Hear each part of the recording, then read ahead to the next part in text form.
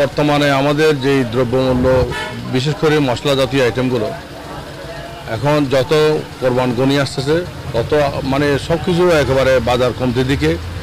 যেমন জিরা বাজার আগের চেয়ে অনেক 20-40 টাকা করে কমে গেছে।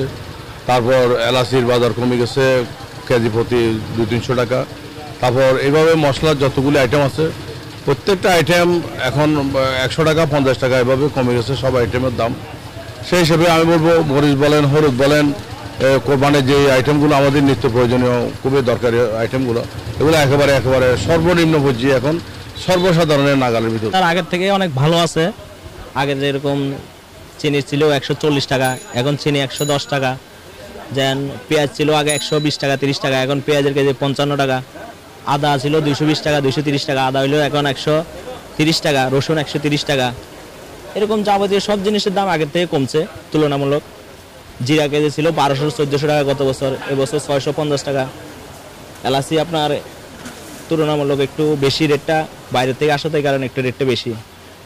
অন্যান্য গত বছর আপনার 250-3000 টাকা ছিল। এবছর আপনার ভালো কোয়ালিটি যেটা ওটা 5000 টাকা চলে, নর্মাল কোয়ালিটি 4250-200 এরকম চলে।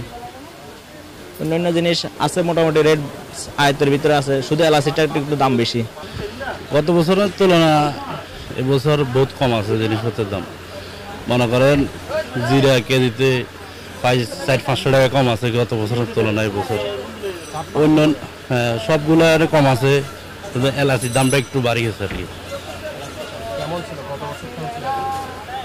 এলাচি গত বছর ভালোটা 3500-3600 টাকা ছিল আর কি, আর এই বছর 5000 টাকার মধ্যে গেছে আর কি। গত বছর লবঙ্গ 1800 টাকা বিক্রি করছে, এই বছর 1400 টাকা। প্রত্যেকটা জিনিস মোটামুটি গত বছর তুলনায় এই বছর কম আছে, শুধু ওই এলাচির দামটা আর একটু বাড়ি গেছে আর কি। আর এমনি জিরা টিরা সবগুলো হলুদ টলুদ এগুলো কম আছে।